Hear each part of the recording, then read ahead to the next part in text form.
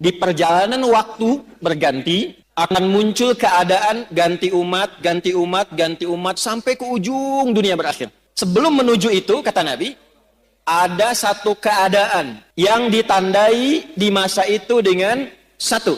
Tadharal fitanu, banyaknya fitnah tersebar.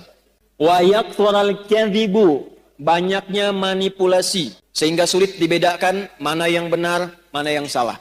Wa tataqarabul aswaqu, terjadi percepatan digital sehingga tandanya pasar mudah diakses. Ibu dulu kalau ke pasar naik angkot kan, naik ojek, manual, beli, pulang ke rumah ya. Sekarang diklik barangnya datang ya. Wa yataqarabuz zamanu, nanti waktu terasa cepat. Setahun seperti sebulan. Kayaknya baru kemarin ketemu, padahal sudah setahun. Wa yuqbadul ilmu, pakar-pakar, ulama-ulama mulai meninggal satu-satu, dan yang muncul tiba-tiba orang-orang yang tidak jelas, tapi bisa jadi pengajar agama, jadi ustadz, bisa memberikan fatwa, dan sebagainya. Saya tanya pada ibu, kira-kira dari 5 hal ini sudah terjadi belum sekarang?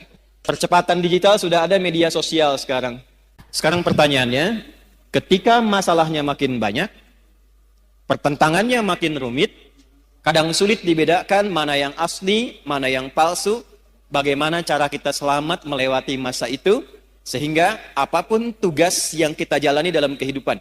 Ibu sebagai, istri, sebagai ibu rumah tangga, mungkin juga berkarir dan sebagainya. Bagaimana menjalani pekerjaan dengan selamat dan kembali kepada Allah dengan bahagia dan mendapatkan rahmat Allah Subhanahu wa Ta'ala. Baik, para ibu sekalian dan teman-teman dimanapun berada, situasi yang kita alami dalam berkehidupan saat ini adalah situasi yang tidak sama dengan keadaan dan kondisi kehidupan di masa Nabi SAW.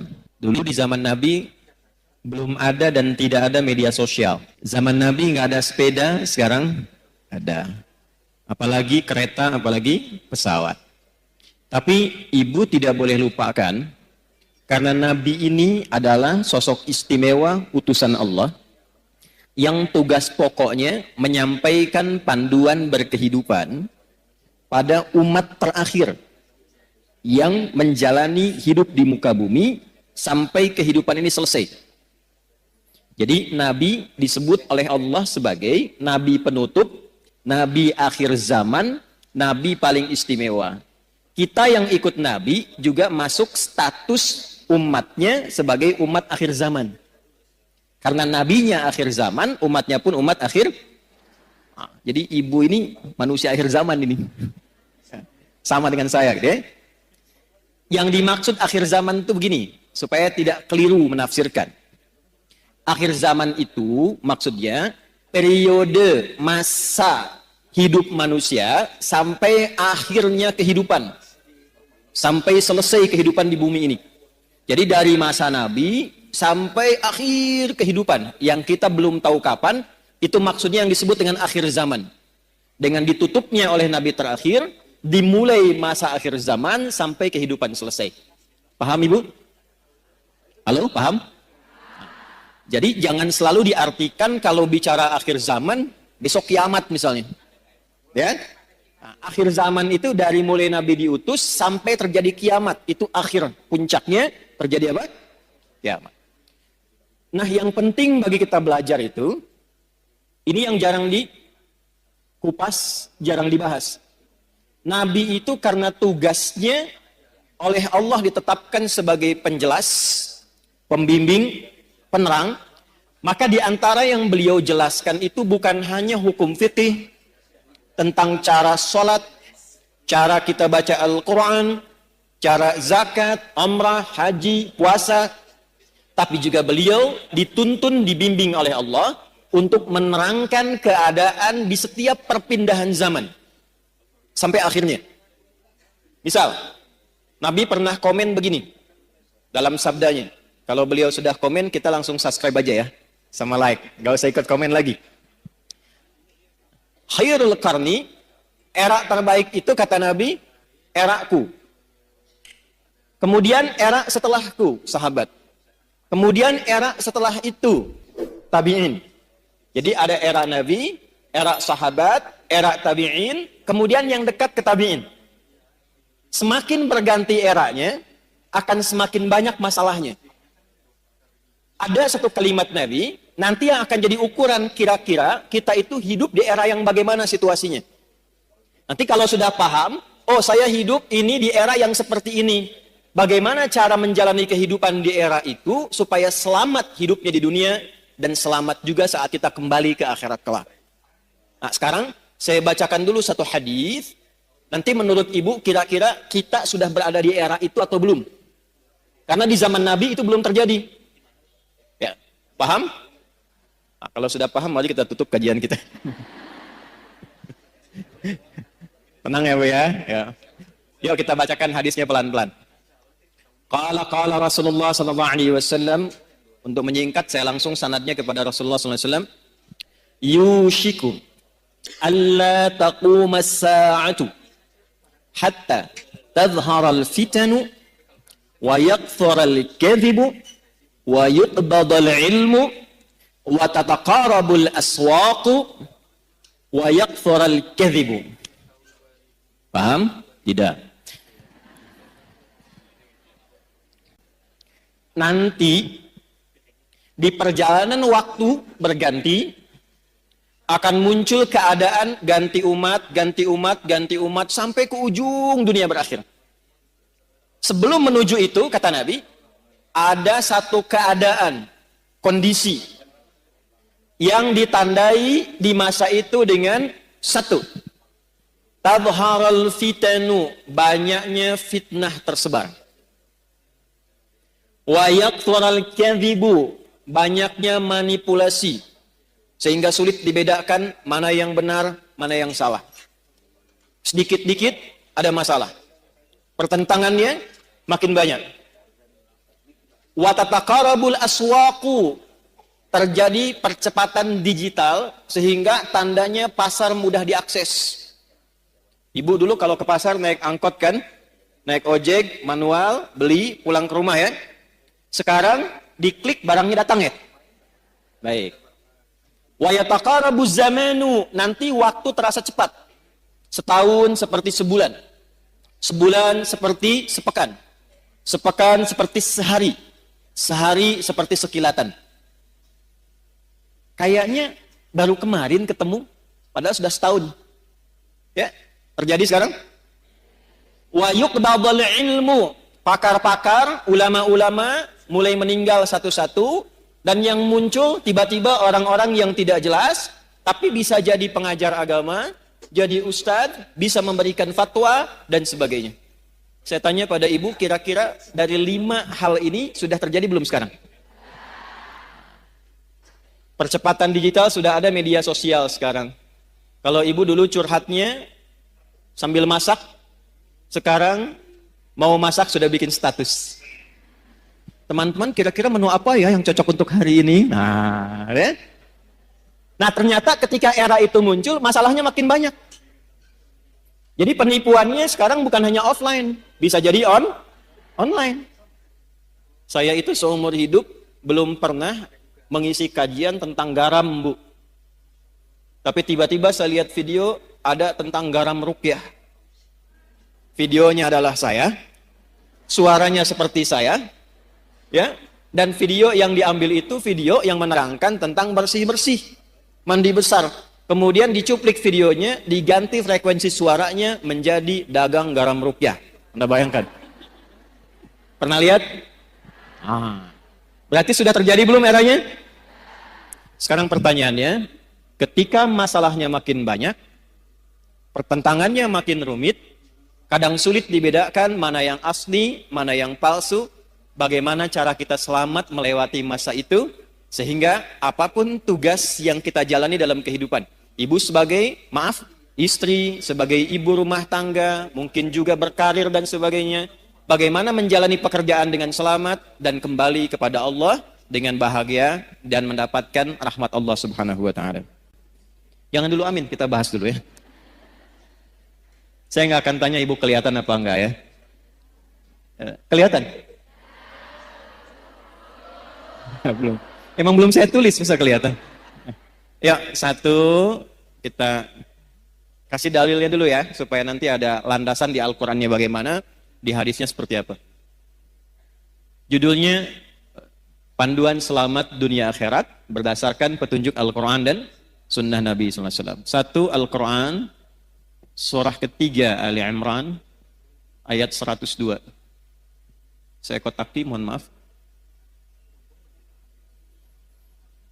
Ini nanti di antara ayat yang tiap pekan oleh Nabi disampaikan dalam kesempatan khutbah Jumat. Para suami, para ayah, lelaki itu dikumpulkan di masjid untuk membawa isi ayat ini supaya pesannya disampaikan ke rumah.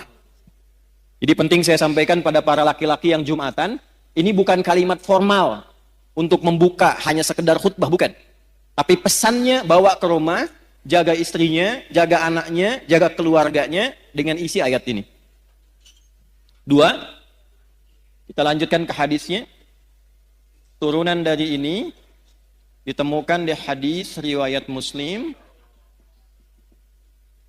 Imam Muslim nomor hadis yang ke-8. Periwayatnya sahabat Umar bin Khattab radhiyallahu taala anhu. Dah? Ini punya cabang 5. 1, 2, 3, 4, 5. Cabang yang pertama, dalil Qur'annya surah ke-47 ayat 19. Turunannya surah paling favorit di muka bumi, Quran surah ke-112 Al-Ikhlas. Hadisnya, karena ini kajian ibu-ibu, kita ambil ibunda kita Sayyidah Aisyah. Hadis riwayat Sayyidah Aisyah radhiyallahu taala anha, didokumentasikan oleh Imam Al-Bukhari dalam kitab sahihnya nomor hadis 7375. Riwayat yang kedua dari sahabat Abu Sa'id Al-Khudri.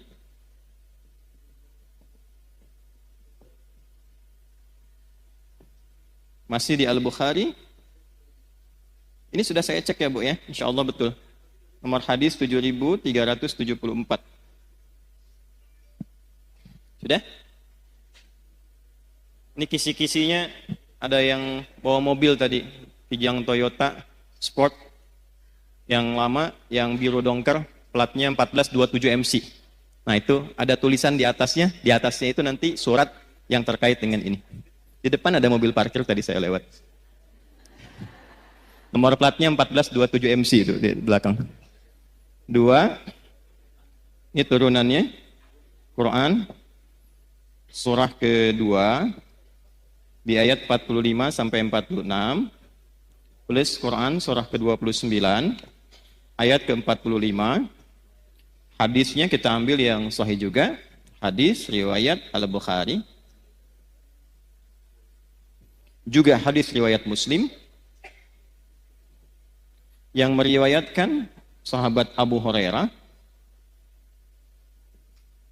Karena Al-Bukhari sudah, kita masukkan yang Muslimnya supaya lengkap. Nomor hadis 393 sampai 397. Kemudian yang tokoh yang mengalaminya namanya Khalad bin Rafi' Az-Zuraiqi. Nah, sampai ke tokohnya kita cari supaya maksimal. Ya, kita mulai ya. Setiap pekan, dalam kesempatan Jumat, Nabi senantiasa membuka khutbahnya dengan satu ayat Al-Quran, satu ayat saja, tapi memberikan pedoman keselamatan yang pokok. Gampangnya gini, kalau ibu ingin selamat di dunia ini, aktivitasnya apapun, mau ibu pebisnis, pedagang, di rumah, jadi perawat, apapun itu. Suami kerjanya apapun, ingin selamat kehidupannya di dunia, sampai dijamin selamat pulang ke akhirat, maka pokoknya ada di ayat ini. Jaga ayat ini, amalkan isinya, pekerjaan apapun insya Allah selamat. Ayatnya ada di Quran surah ketiga Ali Imran di ayat 102 yang tadi saya baca di awal pembukaan kajian. A'udzubillahi minasyaitonirrajim. Ya ayyuhalladzina amanu ittaqullaha haqqa tuqatih wa la tamutunna illa wa antum muslimun. Yuk kita bedah pelan-pelan ya. Kita bagi 3 ayatnya. 1, ya ayyuhalladzina amanu. 2, ittaqullaha haqqa tuqatih. 3, wala tamutunna illa wa antum muslimun. Ini mohon maaf saya tulis dengan khot saka ya. Kan khot itu ada khot nasakh, thuluth, ada ruk'ah, ada farisi. Nah ini jenisnya khot saka. Khot paling kontemporer. Saka itu singkatan, saka hoyong. Supaya cepat. Ya ayyuhalladzina amanu. Mau dibahas singkat atau dibahas detil? Oke. Ya, disebutkan 361 kali dalam Al-Quran. Fungsinya untuk memanggil, harfun nida. Nah, huruf memanggil itu di bahasa Arab ada 14. Ada a, ada ya, ada aya, ada wa, dan seterusnya. Tapi di Al-Quran yang disebutkan ibu, penting ini catat, itu hanya 1 dari 14 ini. Ini qadarallah kajian kami yang terakhir, di disertasinya membahas tentang kajian gramatikal Quran, 30 juz. Dari Al-Fatihah sampai An-Nas. Nah, iya ini satu-satunya huruf panggilan yang disebutkan dalam Al-Quran, ternyata rahasianya, yaitu memiliki fungsi, memiliki dan mewakili seluruh fungsi huruf-huruf nida yang lain. Misal, huruf nida itu huruf panggilan, Bu. Ya, ibu nida, ibu panggilan. Dipanggil suami, panggil anaknya, dan sebagainya. Ya, memanggil yang dekat. Ya, memanggil yang menengah. Ya, memanggil yang jauh. Ya, bisa untuk minta tolong. Ibu sedang tawaf, tiba-tiba misalnya ada kondisi tertentu, kejepit, terus minta tolong. Ibu tinggal panggil dengan 1 huruf. Ya, nengok semua tuh. Ya, yang dekat, yang menengah, yang jauh. Nidaul qarib, nidaul mutawassit, nidaul ba'id. Pelan-pelan. Ayyuha disebutkan 150 kali dalam Al-Quran. Ayyunya namanya munada kalau di ilmu nahwu, berfungsi menguatkan hukum. Haknya namanya hak tanbih, berfungsi mengingatkan. Nanti sampai sini belum paham, kalau sudah kita terangkan jelas baru mengerti. Alladzina disebutkan 1080 kali dalam Al-Quran. Ini namanya konjungsi, kata sambung, isim mausul, tapi menunjuk pada objek, orangnya tanpa kecuali, siapapun. Mau laki-laki, mau perempuan, berapapun usianya, siapakah dia, besar, kecil, tua, muda, apakah dia diberikan kekuatan dengan kedudukan, harta melimpah, atau orang biasa, semua tanpa kecuali. Jadi kalau ada ayat Quran, dibuka dengan kata alladzina amanu, artinya Allah tidak membedakan siapapun sepanjang dia merasa punya iman. Yuk kita terjemahkan dengan ilmu tadi. Ya ayyuhalladzina amanu. Hei semua yang masih merasa punya iman dalam dirinya. Aku tidak melihat apakah engkau merasa kaya, orang biasa, punya kedudukan, laki-laki kah, perempuan kah, besar kah, kecil kah, tua kah, muda kah, ulama kah, orang biasa kah, sepanjang engkau merasa punya iman kepadaku, dimanapun kau berada. Apakah engkau merasa dekat, menengah, atau engkau sedang berada di tempat yang jauh. Sepanjang engkau merasa punya iman. Aku tegaskan, aku ingatkan. Aku tegaskan, aku ingatkan. Nah, kalau tahu begitu, beda kan ya ngajinya ya. Ibu kalau menemukan kalimat seperti itu di Quran, artinya kita sedang disentuh langsung oleh Allah. Allah nggak lihat status kita. Nggak lihat status sosial. Tidak melihat status berkehidupannya, apakah berkeluarga atau belum. Yang penting merasa punya iman. Ingat ya Bu ya. Ingat baik-baik ini. Saya berikan satu rahasia penting di dalam pembuka ayat ini, tapi ini diantara kita saja. Kalau ada ayat dibuka dengan kata iman, itu artinya informasi yang disampaikan di ayat ini menentukan kadar keimanan kita. Apakah iman kita betul-betul sedang kuat, lemah, atau berada di tengah-tengah. Nanti yang menentukan kalimat setelahnya. Ya ayyuhalladzina amanu. Karena itu para sahabat, kalau mendengar ayat turun di Quran dengan kalimat iman, ya ayyuhalladzina amanu, mereka akan datang dengan gembira dan mengatakan sami'na wa ata'na. Kami mendengarkan ya Allah ya Rasulullah, dan kami akan menaati apapun yang disampaikan oleh Allah untuk membuktikan keimanan kami pada Allah dan Rasul. Nah, jadi sahabat dulu seperti itu. Ya, di antara ayat paling favorit bagi Nabi itu Al-Baqarah ayat 284 sampai 285. Orang yang hafal 3 ayat ini dan biasa berdoa dengan mengawali dengan 3 ayat ini, sepanjang yang dimintakan baik untuknya dunia akhirat, maka cepat akan dikabulkan oleh Allah. Itu ada di hadis. Ya, lillahi ma fis samawati wa ma fil ardh. Sampai ayat 286, la yukallifullahu nafsan illa usaha. Sekarang lihat ayat ke-285-nya. Amanar rasulu bima unzila ilaihi mir rabbih wal mu'minun, itu ini. Kullun amana billahi wa malaikatihi wa terus baina ahadim wa qalu, nah itu poinnya, ghufranaka rabbana wa ilaikal wa qalu sami'na wa ata'na. Jadi sahabat itu kalau ada ayat turun dengan ya ayyuhalladzina amanu, mereka senang karena masih diaku oleh Allah. Bu, ini saya kasih gambaran Bu ya. Ibu kalau diaku anak oleh orang tua senang tidak?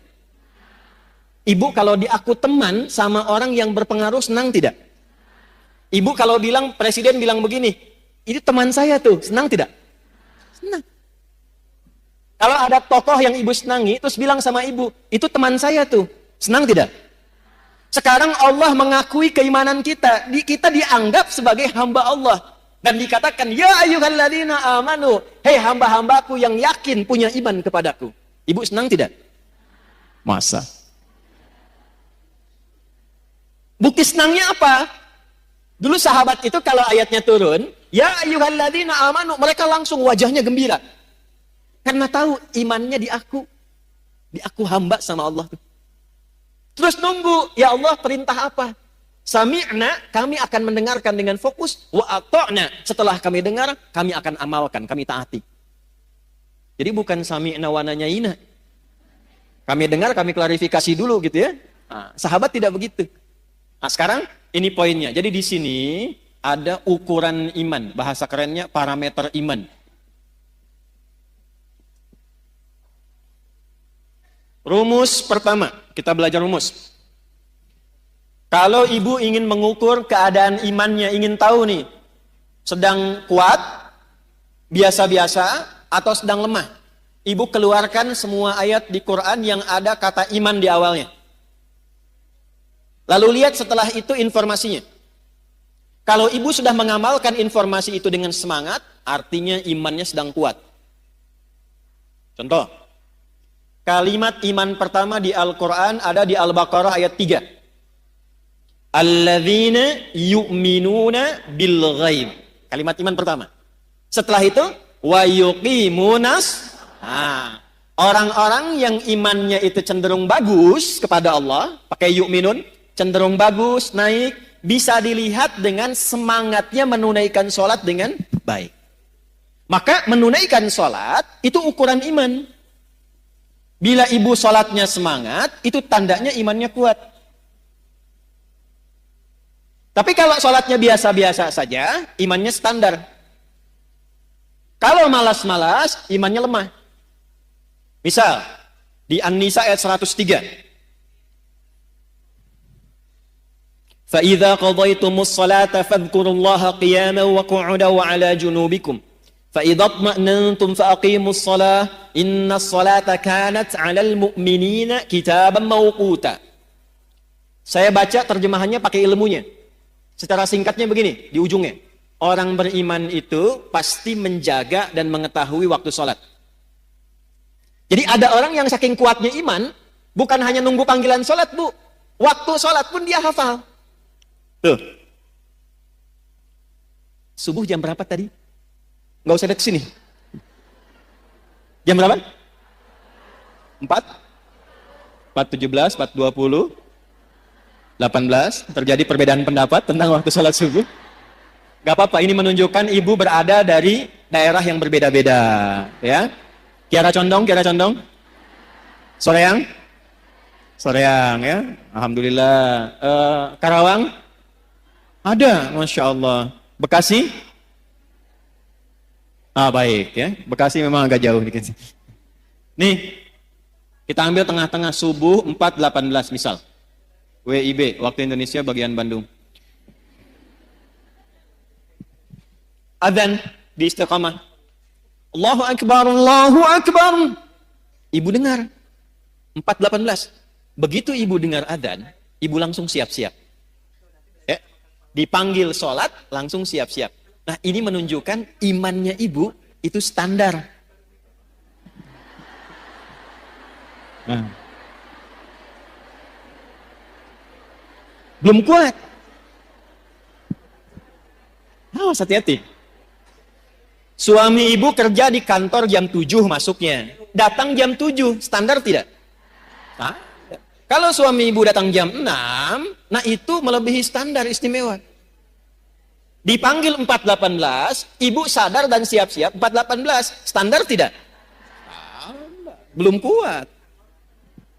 Kalau ibu bangun jam 3, sebelum dipanggil siap-siap, warming up dulu tahajud, istighfar dulu, supaya frekuensinya ibadah kepada Allah nyambung, sholatnya khusyuk, baru imannya kuat. Tapi kalau dipanggil 4.18, baru bangun 8.14, itu iman lemah. Jadi yang ini, yang kuat, ini orang yang merasa dekat dengan Allah. Saking dekatnya dia siap-siap sebelum dipanggil. Yang ini yang standar, yang menengah. Kapan dipanggil, datang. Yang ini udah dipanggil-panggil masih ngitung. Dah qomat belum? Duhurnya masih lama. Ini. Sehingga merasa agak jauh jaraknya. Ya ayyuhalladzina amanu. Ianya berfungsi. Hei, baik engkau yang merasa dekat denganku, yang biasa-biasa, ataupun yang merasa jauh dariku, sepanjang engkau masih merasa punya iman, aku tetap mengakui engkau sebagai seorang hamba. Amalkan amalan ini. Kalau diamalkan, yang imannya lemah bisa kuat, yang biasa-biasa bisa semakin dekat dengan Allah, dan yang sudah dekat akan menjadi kualitas iman yang istimewa. Jelas sampai sini? Jadi kalau ibu menemukan kalimat di Quran, ya ayyuhalladzina amanu, setelah itu ada kalimat, ada informasi, amalkan isinya, karena isi ayat itu sejatinya ingin mendidik kita supaya membangun hubungan lebih kuat dengan Allah Subhanahu wa taala. Itu maksudnya. 2. Ini saya kotaki. Ibu tanya, bagaimana cara saya meningkatkan iman ya Allah? Saya ingin naik standar dari yang biasa-biasa, naik ke iman yang lebih kuat. Saya ingin iman saya yang terlihat sekarang lemah, sehingga rapuh, ada masalah juga, sering pesimis, ada tekanan cepat jatuh. Saya ingin menguatkan diri saya supaya lebih dekat denganmu ya Allah. Bagaimana caranya? Maka Al-Quran tidak berhenti dengan hanya menyampaikan informasi, tingkatkan imanmu. Diteruskan dengan panduan, kalau engkau ingin meningkatkan imanmu, ingin membangun kedekatan lebih dengan Allah, maka caranya, ittaqullaha haqqa. Ini rumus selamatnya yang ini, Bu. Tingkatkan takwa. Ini rumus selamat dunia akhirat.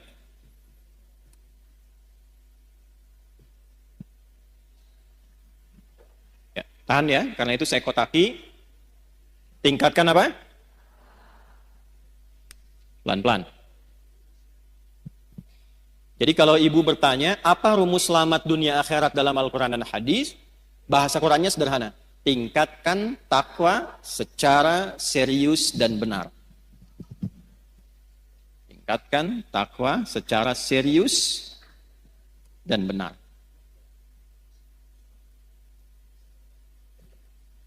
Pelan-pelan. Mohon izin saya turunkan sedikit volumenya supaya lebih bisa didengar dengan baik. Tadi kalau agak keras itu agak semangat ya. Bu, saya kasih jalan berpikir dulu. Bahasa kerennya, logikanya begini. Yang punya rizki itu siapa? Yang punya harta siapa? Yang punya ilmu siapa? Yang punya segalanya? Oke. Sekarang simpan. Tidak ada yang serupa dengan Allah. Laisa kamitslihi syai'. Tapi saya kasih ibu permisalan sedikit saja. Ibu kalau dekat dengan pejabat, aksesnya mudah nggak? Ibu kalau punya teman orang kaya, gampang dibantu nggak? Gampang kan? Dengan logika yang sama. Ibu kalau dekat dengan Allah, apa yang sulit bagi Allah? Nah, ini jarang dipakai, Bu. Ada persoalan, kenapa tidak dikembalikan ke Allah? Ingin sesuatu, kenapa tidak meminta ke Allah? Yang kita butuhkan sekarang itu bukan materinya, bukan kedudukannya. Yang membuat bahagia itu seringkali bukan karena materi berlimpah, bukan. Yang sejatinya membuat kita lebih bahagia itu ada ketenangan dalam jiwa. Makanya di rumah tangga, sakinah itu didahulukan sebelum mawaddah. Sakinah, mawaddah, dan rahmah. Mawaddah itu, Bu, pemberian ungkapan cinta yang diberikan dengan pemberian fisik, materi. Kalau baru akad itu mahar. Ya, itu diteruskan setelah berumah tangga.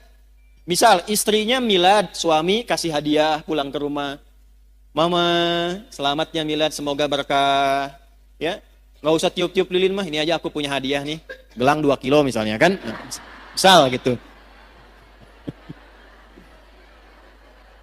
Nah, suami juga begitu. Misal suami promosi jabatan, dapat. Atau dia merasa bahagia, ibu masakkan kue kesukaannya. Itu mawaddah, Bu. Itu mawaddah namanya. Jadi ada rasa cinta yang timbul karena berbagi hal materi. Itu mawaddah. Tapi pertanyaannya, kenapa sakinah mendahului mawaddah? Karena sebanyak apapun harta dikumpulkan, kalau tidak ada ketenangan di rumah tangga, itu hampa kehidupannya. Saya kan sering tanya ibu kan. Ini terakhir saya mau tanya lagi nih. Ibu pilih mana? Kaya tapi gelisah atau miskin tapi tenang? Tidak ada pilihan ketiga. 2 aja. 2 aja. Saya tahu, saya belum bilang pun lihat wajah ibu sudah paham saya. Pasti cari yang ketiga. Kaya tapi gelisah atau miskin tapi tenang? Angger kayaknya. Ya. Jadi ada rumus dalam psikologi, jika terjebak pada dilema di antara 2 cinta, pilih yang ketiga katanya tuh. Dah sini. Nah, yang melahirkan ketenangan, yang membuka akses, itu dalam Al-Quran kuncinya sederhana, takwa. Contoh, buka Quran surah ke-65 misalnya, surah tentang rumah tangga. Di akhir ayat kedua, di awal ayat ketiga. Wa may yattaqillaha yaj'al lahu wa yarzuqhu min haitsu la. Siapapun yang ingin meningkatkan takwanya kepada Allah, pakai man. Man itu sifatnya individu, per orang. Jadi Allah nawarin gini, Bu, bukan ke banyak-banyak semua, tidak, ke setiap orang. Jadi ibu kalau baca ayat itu, rasakan ayatnya untuk kita.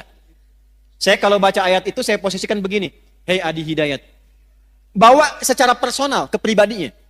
Wa may yattaqillaha, dan siapapun, hei fulan, hei fulana, yang mau meningkatkan takwanya kepada Allah, yaj'al lahu, sesulit apapun persoalan yang dia alami, aku berikan solusi dan jalan keluarnya. Jadi ada orang, Bu, ada orang yang dalam hidupnya seakan tidak pernah punya masalah. Bukan nggak ada masalah, tapi karena saking tinggi takwanya, saat dia akan menghadapi masalahnya, diringankan oleh Allah karena sudah diberi jalan keluar sebelum dia menghadapinya. Ibu kenal Siti Maryam? Bagus. Ada yang kenal sana tuh. Kalau kenal langsung saya tutup kajian kita hari ini. Loh. Sayyidah Maryam itu siapa? Nah ini masalahnya. Ibu punya ayat tentang perempuan, An-Nisa. Ada tokohnya Maryam. Cuman jarang dibaca. Ibu keluarkan isinya, lihat sejarahnya. Maryam itu ketika akan terlahir, itu ibunya berharap lahirnya laki-laki. Karena ada berita dalam kitab suci sebelumnya, di masa ibunda itu tinggal, namanya Hannah, suaminya Imran. Ada tanda-tanda akan lahir dari rahim seorang perempuan terbaik di masa itu, seorang nabi dan rasul. Semua sepakat, Hannah itu orang terbaik, perempuan paling solihah di masanya, suaminya soleh.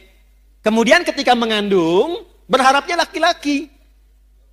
Imronnya meninggal sebelum lahir anaknya. Begitu lahir, lahirnya perempuan.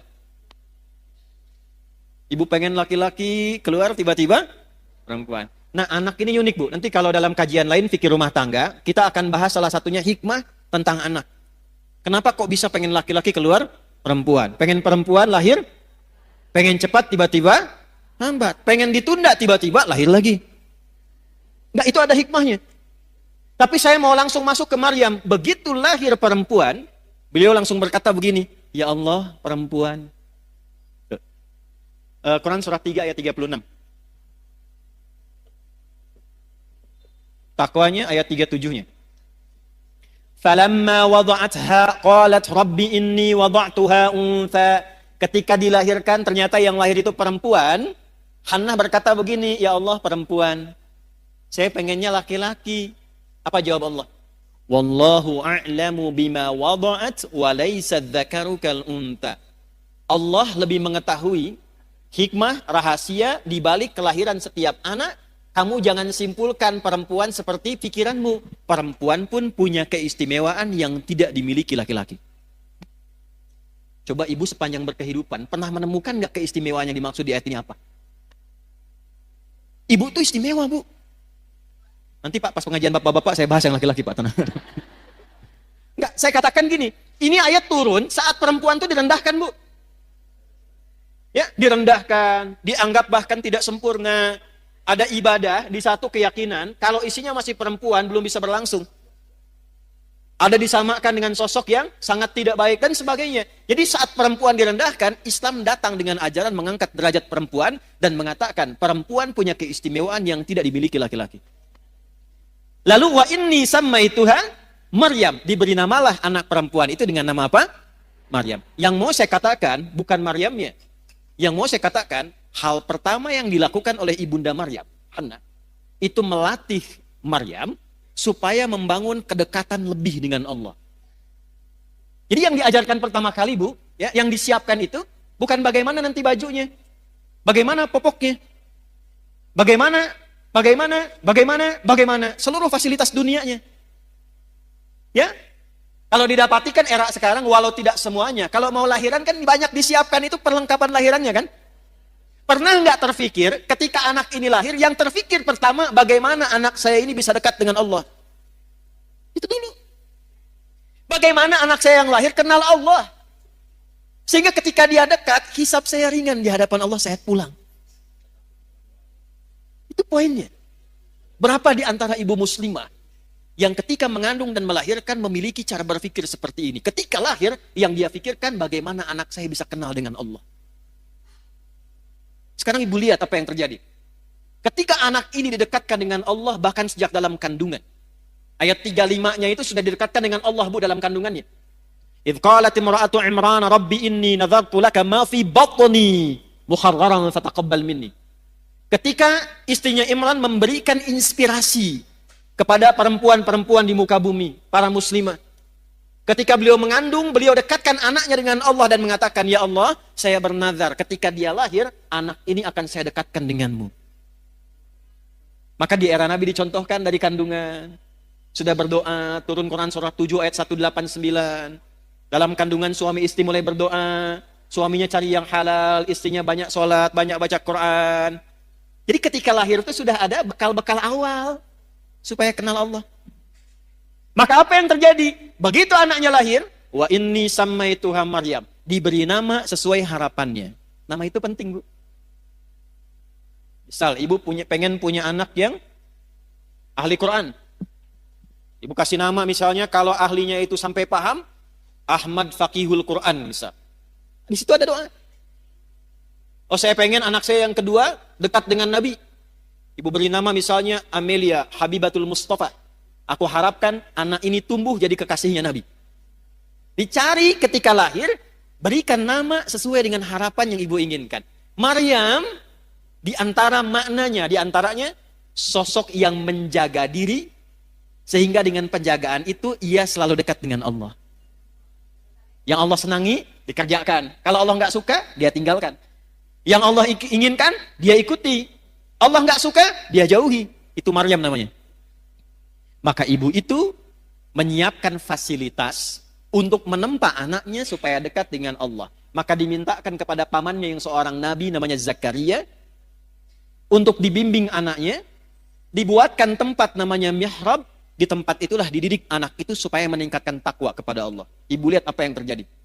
Sebelum anak itu membutuhkannya, Allah sudah kirimkan seluruh kebutuhannya. Fataqabbalaha rabbuha biqabulin hasani wa ambataha nabatan hasana. Perhatikan, ini poinnya. Kalau ada seorang ibu, ayah, suami istri, dia menyiapkan anaknya supaya dekat dengan Allah sejak dini, maka Allah yang akan merawatnya sampai dia tumbuh berkembang. Merawat itu maksudnya memperhatikan dia, menjaga dia, mengalirkan kebutuhan dengan baik. Wa kafalaha Zakaria, tapi tetap mesti ada ikhtiar. Jangan ibu biarkan dari awal, ya Allah, saya sudah bacain dia Yasin, Al-Kahfi, Baqarahan, Anisaan, sekarang terserah engkau ya Allah. Nggak bisa begitu.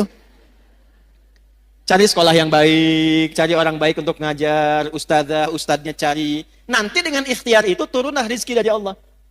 Wa kafalaha Zakaria, perhatikan. Kullama dakhala 'alaiha Zakaria al-mihraba wajada 'indaha rizqa. Setiap Nabi Zakaria ingin memberikan kebutuhan Maryam, mau ngantarkan makanan, ngantarkan bebuahan, ngantarkan pakaian, sudah ada di mihrabnya Maryam, Bu. Mau ngantar buah, buahnya sudah ada. Kalau musim anggur ada anggur, wajar. Ini musim jeruk, bukan musim anggur, tapi ada anggur. Nanya, Zakaria itu nanya, pamannya alaihissalam. Nanya ini untuk mengkonfirmasi ketakwaannya kepada Allah. Tahu, ini anugerah Allah tahu, tapi untuk menguji, saya ngajar dia berhasil enggak? Dia kenal Allah tidak? Maka ditanya oleh pamannya, ya Maryamu anna laki hadha. Maryam dari mana semua ini? Perhatikan jawabannya. Anak yang dikenalkan dengan Allah sejak dini, maka yang keluar di lisannya kalimat-kalimat yang menyucikan Allah. Subhanallah, Alhamdulillah, Allahu Akbar. Maka apa yang keluar di lisan Maryam? Qalat huwa min indillah. Paman, semua ini anugerah Allah. Innallaha yarzuqu may yasha bighairi hisab. Allah akan mengalirkan rizki pada hamba yang dikehendakinya tanpa batasan. Siapa hamba yang dikehendaki di sini? Yang meningkatkan takwa. Ini. Jadi kalau anak-anak ibu dari awal didekatkan, dikenalkan dengan Allah, itu yang keluar nanti kenal Allah, Bu. Saya pernah lihat satu video dulu, ada anak mau disuntik masih kecil. Yang keluar tuh subhanallah, astagfirullah, dosa apa aku ya Allah, astagfirullah, gitu. Ya kan? Tapi tidak sedikit juga anak-anak yang mau disuntik harus dikenalkan dengan mainan dulu gitu kan, dan sebagainya. Tidak salah, tidak. Tapi kalau ingin dijaga, dirawat oleh Allah, maka kenalkan sejak dini. Maka Bapak Ibu, Bapak tuh ada Bapak di sana, Ibu di sini, supaya terbawa juga suasananya. Yang mau saya tegaskan yang pertama, apakah itu hanya berlaku untuk Maryam atau umum? Kita bisa dapat nggak? Dari mana taunya? Kembalikan ayatnya di Quran. Maryam ini hanya contoh. Seperti Nabi Ayub, contoh kalau sakit amalnya bagaimana. Seperti Nabi Yunus, contoh kalau sedang kena musibah amalnya seperti apa. Seperti Nabi Ibrahim, contoh kalau jadi ayah yang sibuk, memperhatikan anak bagaimana. Contoh, petunjuknya ada di Quran. Jadi kapanpun kita hidup, keluarkan ayat ini, maka kita berpeluang mendapatkan yang sama seperti Maryam mendapatkannya. Maryam Nabi bukan? Bukan. Rasul bukan? Perempuan? Solihah? Takwa? Dapat. Ibu Nabi bukan? Sama dengan Maryam. Rasul bukan? Sama dengan Maryam. Perempuan? Sama dengan Maryam. Ibu sama solehnya dengan Maryam. Itu yang beda. Nah, tinggal ini yang ditingkatkan. Maka ayatnya balik lagi ke surat ke-65. Wa may yattaqillaha yaj'al lahu. Bukan hanya Maryam, siapapun. Dulu ada Maryam, sekarang misalnya ada Iis, ya, ada Ina, ada Eti, ya. Ada Ici, ada macam-macam lah, silahkan gitu kan. Ada Siti, ada macam-macam. Silahkan siapapun namanya, karena kalimat Qur'annya nawarkan umum untuk personal. Man, kamu mau tingkatkan takwa, aku berikan hal yang serupa. Bu, tolong catat ini ya. Tidak ada orang hidup tidak punya masalah, itu nggak ada. Nggak ada. Saya ulangi ya. Tidak ada orang hidup yang tidak punya masalah. Masalah itu Allah kirimkan bukan ingin membuat kehidupan kita bermasalah, bukan. Tapi ingin meningkatkan kualitas kehidupan kita agar lebih baik dari sebelumnya. Karena kalau tidak diuji, Bu, kemampuan kita tidak keluar. Anak-anak ibu yang sekolah itu, ada ujian nggak? Kalau nggak ada ujian, itu ibu nggak akan tahu anak ibu tuh benar nggak belajarnya. Ilmunya dapat nggak? Untuk menguji bahwa dia sudah dapat ilmu, punya kemampuan baru, mesti ada ujian. Nanti kalau sudah pintar, naik kelas dia, menghadapi masalah yang baru. Dengan logika yang sama, hidup juga begitu. Kalau datang masalah, berbahagialah. Karena ketika Allah kirimkan masalah itu, bukan ingin membuat kita bermasalah, bukan. Tapi supaya kemampuan kita bertambah, dan memudahkan kita mengatasi berbagai macam persoalan kehidupan berikutnya. Cuma kalau ibu ingin cepat mengatasi masalah itu, dibuat gampang oleh Allah. Caranya tingkatkan takwa. Sehingga setiap masalah yang datang, sebelum datang diringankan dulu oleh Allah. Seakan-akan gak ada masalah. Ustadz juga sama, Bu, punya masalah. Serius. Bahkan masalahnya kadang itu lebih banyak dari ibu. Itu masalah ibu ditanyakan juga ke saya. Nanti ada pertanyaan tuh. Di poinnya ini. Siapa yang mau bahagia angkat tangan? Sudah cukup turun. Ya. Ternyata rumus bahagia bukan harta, bukan kedudukan. Itu banyak public figure, kaya-kaya, menikah, sebulan, 2 bulan, masalah. Ternyata faktornya bukan karena terkenal, bukan karena harta. Yang ingin bahagia, rumusnya takwa. Quran surah kedua di akhir ayat 189. Ayat 189 di surah Al-Baqarah ditutup dengan kalimat begini. Wattaqullaha la'allakum tuflihun. Jika engkau ingin bahagia, maka tingkatkan takwamu kepada Allah. Bertakwalah kepada Allah, maka hidupmu cenderung bahagia. Siapa yang ingin pintar? Ya kan? Yang kepintarannya berkali lipat. Ternyata rumusnya takwa. Ditemukan di mana? Di Quran surah kedua Al-Baqarah di akhir ayat 282. Ayat paling panjang di Al-Quran menyampaikan ilmu yang termasuk rumit tapi ditutup dengan kalimat wattaqullaha wa yu'allimukumullah. Engkau tingkatkan takwamu kepada Allah, Allah tambahkan dan ajarkan pengetahuan-pengetahuan yang mudah. Ini kuncinya.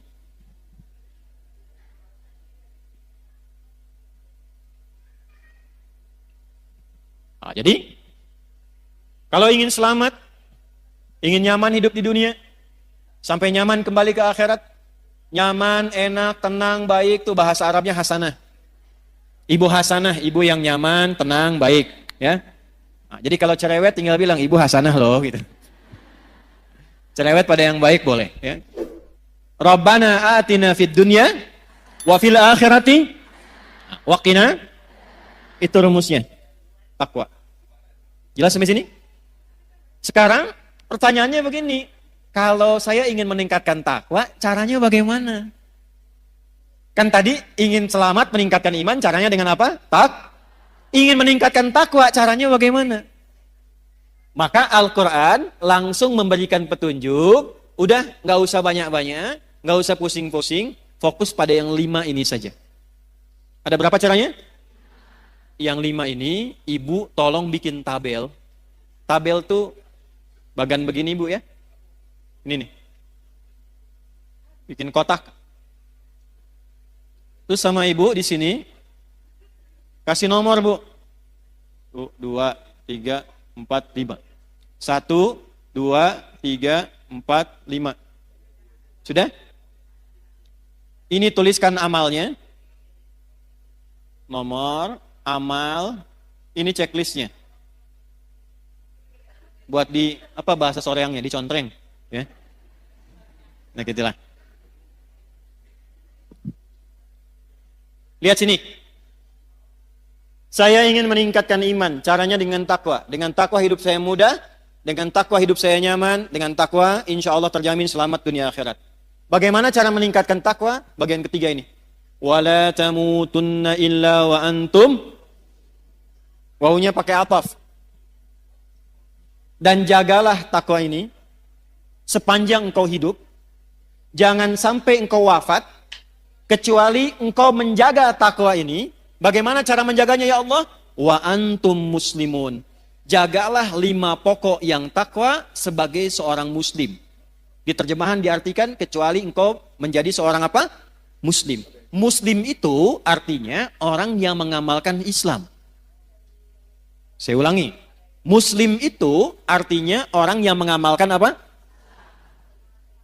Ibu senang bahasa Arab gak? Kenapa pelan suaranya? Kalau enggak, jawab aja. Enggak, gitu. Enggak apa-apa, Bu. Enggak harus pelan-pelan. Ya, jawab, Bu ya. Jawab. Kecuali kalau akad nikah diam bisa. Ya, kalau ibu dilamar, anak ibu misalnya ya, dilamar, diam. Itu harus pastikan, Bu. Diam itu tanda setuju. Kalau tidak setuju, jawab. Karena kaidah usul fikihnya mengatakan begini, as-sukutu alamatu heeh. Diam itu tanda setuju. Ya. Nah, kalau pertanyaan begini disampaikan, nah kita tinggal gambarkan saja kecenderungannya kemana untuk diulas. Ibu senang bahasa Arab gak? Gini, kalau ada 4 huruf, misal Islam, maka kalau kita mau bentuk jadi orang, tinggal tambah mu depannya sebelum akhirnya i. Islam orangnya muslim, iman orangnya mukmin, ikhlas orangnya mukhlis, ihsan orangnya rumusnya MUI, MUI, Islam, MUI, Muslim, iman, mukmin, ihsan, baik, ikhlas. Jelas ya? Tapi kalau katanya begini, O atau A tinggal tambah ah di ujungnya. Tak. Misal, laki-laki mau jadiin perempuan, tinggal tambahkan tak ah di ujungnya. Muslim perempuannya, nah, mukmin, soim. Nah. Dah sini. Sudah. Biar nggak ngantuk. Muslimun orang-orang Islam. Muslim itu orang yang mengamalkan Islam. Apa itu Islam? Angkat tangan. Apa itu Islam? Ya ibu, mangga bu.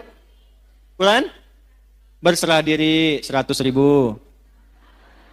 Saya serius. Enggak ya, titip panitia aja ya, kejauhan. Panitia mana panitia, Mas? Ibu itu. Bu, nuyut tabu awas bu kade bu. Ayo mau tambah, saya naikkan 500.000. Islam itu takwa, baik, kurang. Ya ibu. Ya. Salat, zakat, puasa, haji, baru 4. Syahadat 1 juta ya, 1 juta. Nah, Mas yang itu ya, ibu itu ya. Nanti belakangan ya bu ya. Apa nggak jadi? Baik. Nah sekarang saya naikkan. Tahu dari mana ibu jawabannya itu? Udah cukup. Ini udah saya tulis nih. Hadis Muslim nomor hadis yang ke-8 riwayat Umar bin Khattab. Dah tahan sini, lihat sini. Fokus. Ya Allah, saya ingin meningkatkan takwa, caranya bagaimana? Kata Allah, kamu jadi orang Islam yang baik. Amalkan ajaran Islam, jaga sampai meninggal. Kalau kamu jaga ajaran ini sampai meninggal, kamu selamat sampai pulang. Kita tanya balik, ya Allah, ajaran Islam yang pokok itu mana saja?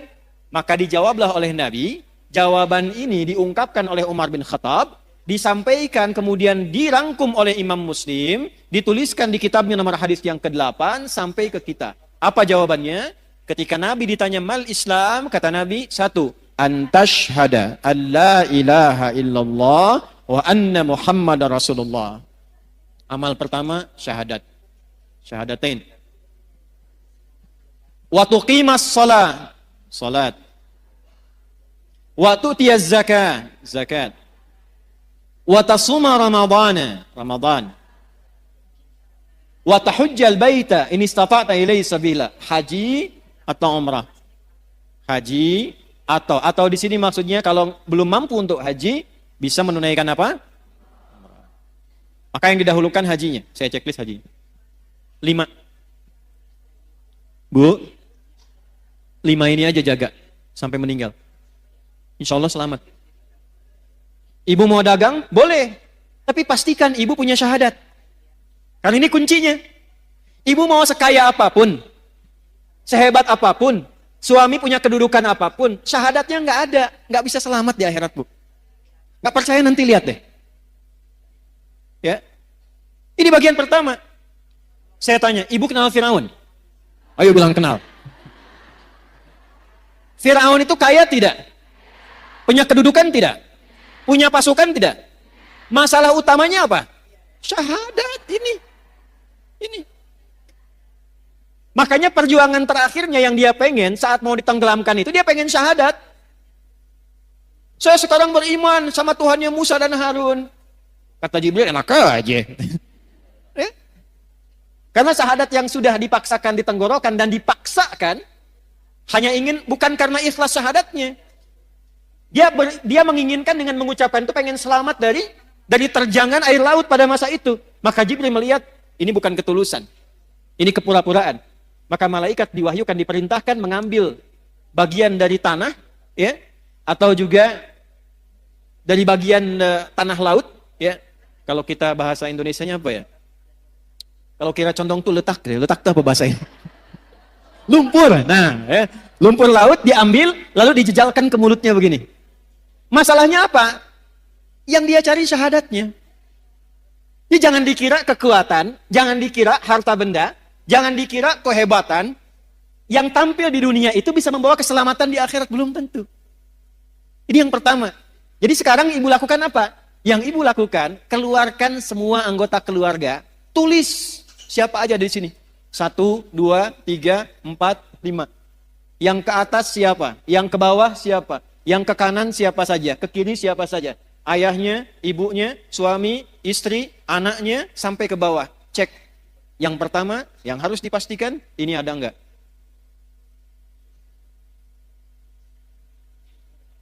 Gimana syahadatnya suami? Istri bagaimana? Ibu? Anak-anaknya? Keluarganya? Ini nomor 1, letakkan urutan pertama. Buka Quran surah 52, ayat 21. At-Tur. Quran surah 52 ayat 21. Saya tanya ibu dulu sebentar. Ibu mau ketemu anaknya lagi nggak di akhirat? Mau kumpul nggak dengan keluarganya? Dengan suaminya? Kenapa pelan? Lihat sini.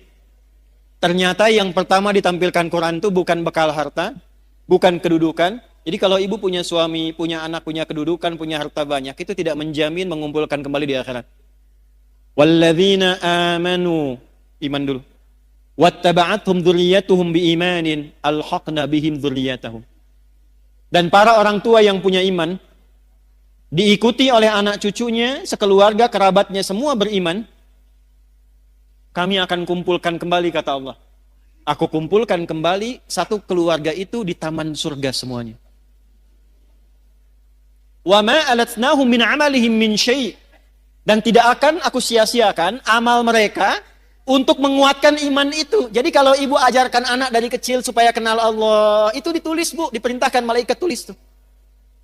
Kadang-kadang mesti menjewer anak supaya dekat dengan Allah, itu ada bekas. Di hari hisab, di antara tanda yang Allah perintahkan pada malaikat, cari pada diri anak, ada enggak bekas pendidikan orang tua kepada anaknya supaya anak kenal Allah? Pernah enggak ada begitu? Begitu anak ingin menjauh dari Allah, susah diingatkan. Ibu belai misalnya begini, nak. Itu bekas belayannya itu nanti akan jadi tanda di yaumil hisab. Dulu saya kecil itu dijewer begini, kalau ngumpet ngaji. Maghrib, TV mati. Sembunyi dimanapun akan dicari. Saya pernah kecil, ingin ngetes aja, dicari enggak? Saya sembunyi di bawah lemari asisten rumah tangga, saya masuk situ. Ternyata asisten rumah tangga diperintahkan oleh ibunda kami, cari Adi sampai ketemu. Harus ngaji di hadapan ibu. Kalau nekat dijewer. Dan saya baru tahu kenapa telinga ini penting dijewer. Ternyata di sini ada bagian sensitivitas dari saraf yang bisa menggerakkan juga ya bagian dari dalam diri manusia itu untuk menstimulus kepintarannya muncul. Tapi bukan berarti pulang dari sini ibu jewer semua anak, bukan. Saya mau katakan kenapa orang tua dulu kalau mendidik anak kadang suka dijewer gitu. Ya, ternyata itu ada bukti ilmiahnya sekarang. Jangan potong videonya ya. Sekarang suka ada kontainer potong-potong video. Kontainer tuh yang suka bikin konten. Ya. Udah, sini udah ya. Jadi Islam tuh sampai mengatur begitu, Bu. Ya, jangan sampai, awas, mendidik dengan cara menyakiti. Makanya saya suka koreksi terjemahan-terjemahan itu. Anak usia 7 tahun, ajari dia sholat. Kalau 10 tahun dia belum mau sholat, maka apa? Tuh, kan? Mau main pukul aja. Terjemahnya bukan begitu. Idrib itu artinya memberikan contoh sampai mengerti. Dari kata doroba itu artinya memberi contoh. Innallaha la yastahyi ayyadriba mathalan ma ba'udatan fama fau. Ngasih contoh. Maksudnya apa? Anak sudah 10 tahun, malas sholat. Ibu berikan contoh kepada dia. Supaya dia mengerti tentang pentingnya sholat. Hukumannya berupa contoh. Contohnya apa? Uang jajannya jangan kasih dulu. TV-nya yang kesukaan dia matikan dulu. Sampai dia ngerti akses menuju itu mesti sholat. Kalau dia tanya, kenapa sih mesti sholat? Nah, sholat itu mendekatkan kita dengan Allah. Ini loh Allah yang ngasih mama TV itu Allah. Yang ngirim uang ke mama itu dari Allah. Yang ngasih kita kenyamanan hidup itu Allah. Cara terima kasih kita sama Allah, sholat. Kamu dikasih sama paman, uang kamu ucapkan terima kasih. Kita dikasih sama Allah berupa banyak kenikmatan ini. Cara terima kasihnya sholat. Itu caranya. Sampai dia mengerti. Tidak harus memukul.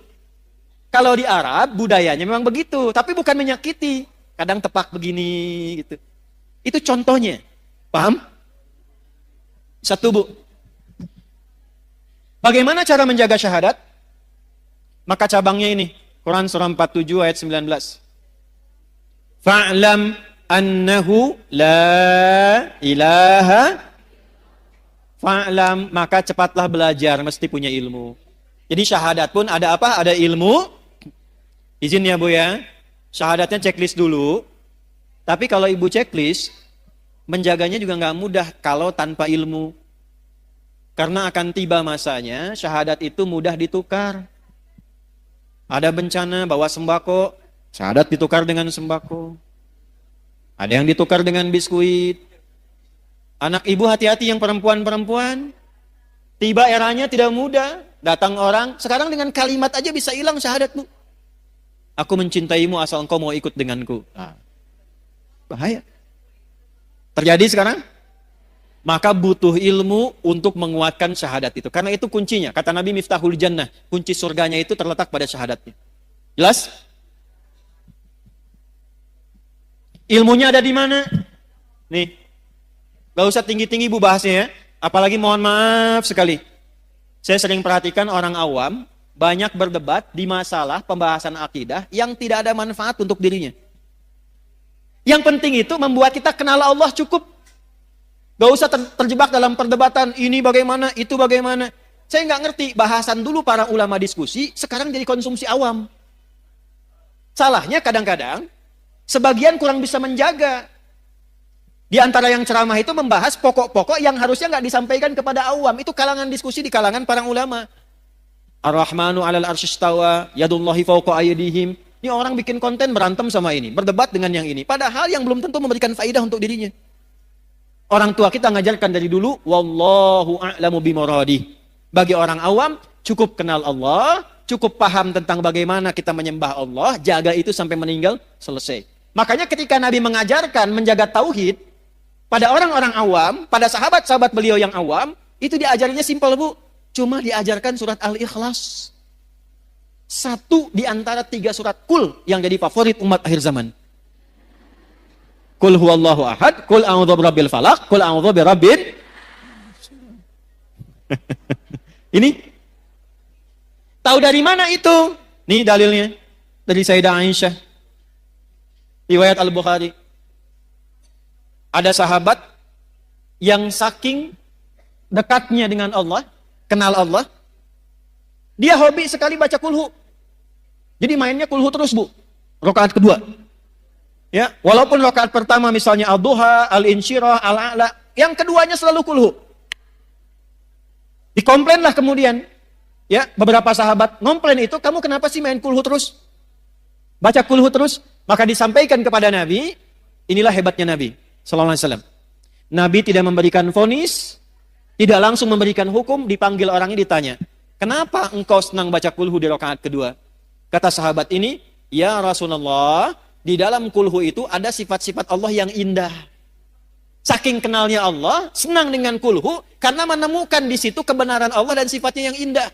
Saya mencintai Allah, karena itu saya senang baca kulhu, karena di situ ada sifat Allah, saya cinta pada Allah.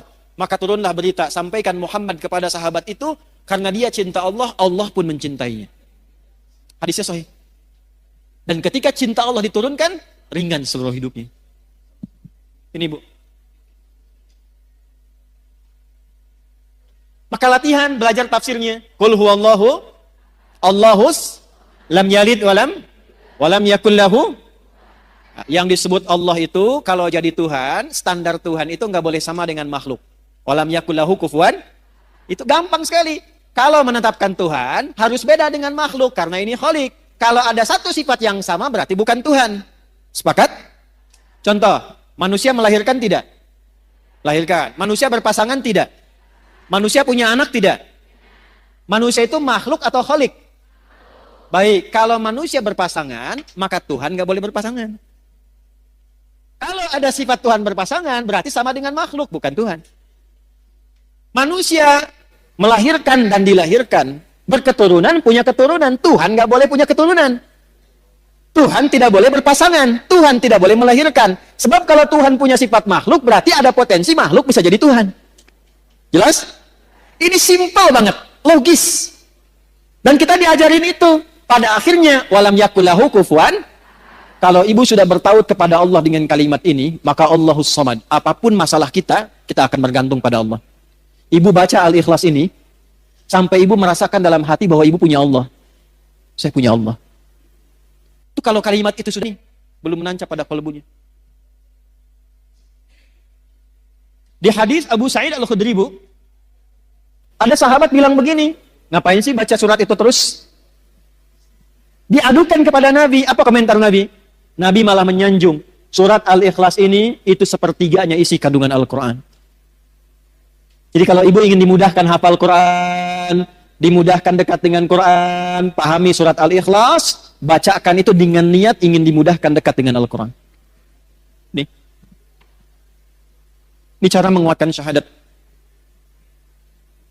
Boleh dibawa kepada zikir, boleh. Makanya dalam sholat, setelah sholat, itu salah satu yang dibaca itu selain ayat kursi, itu Al-Ikhlas. Sebelum tidur, Al-Ikhlas dibaca dengan Al-Falaq dan An-Nas. Maaf Bu ya, saya bukan ingin mengajarkan, hanya ingin mengingatkan. Cara bacanya, jangan hanya keluar di lisan bunyi, sampai tertanam di kolbu bahwa ibu merasa punya Allah.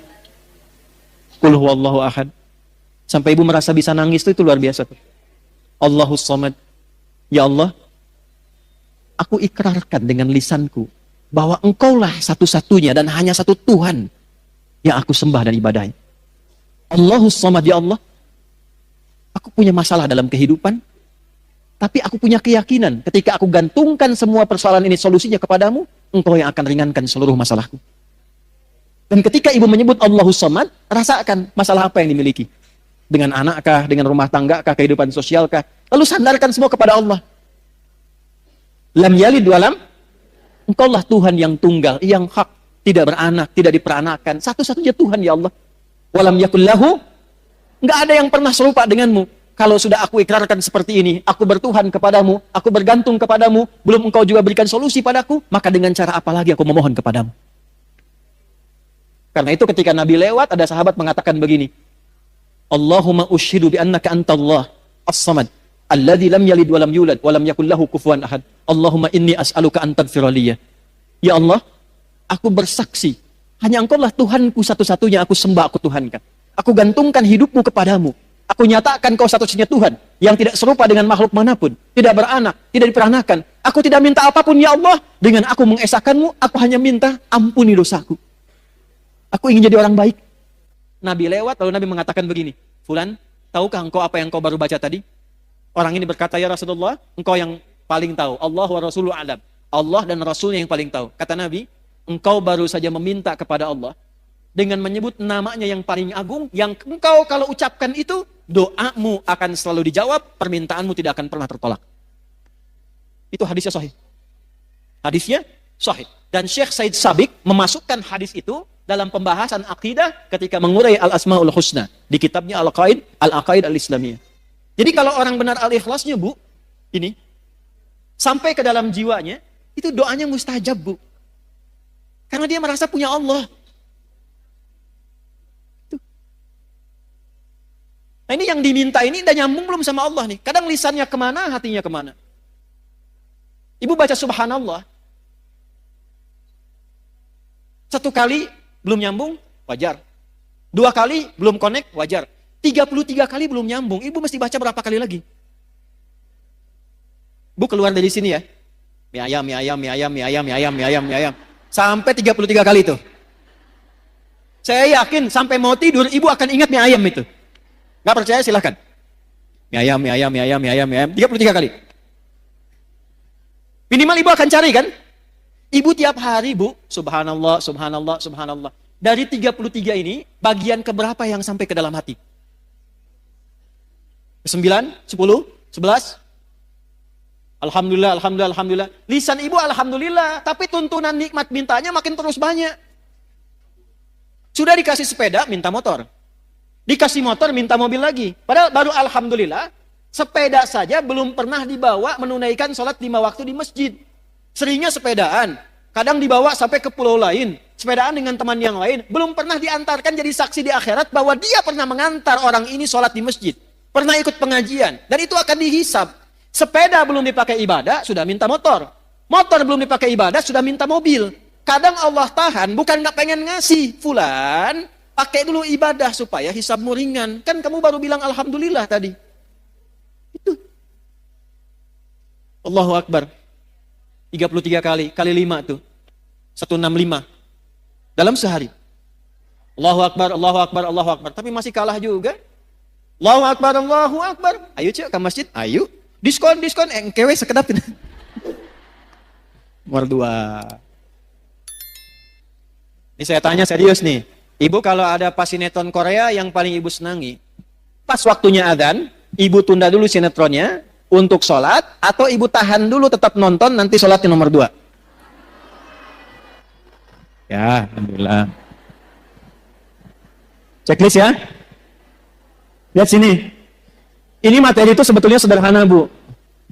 Cuman kedalamannya ini yang jarang diungkap. Maksud saya, checklist ini, syahadaten, formal, iya. Sampai ke dalam jiwa, cek sudah belum? Latihan tiap hari.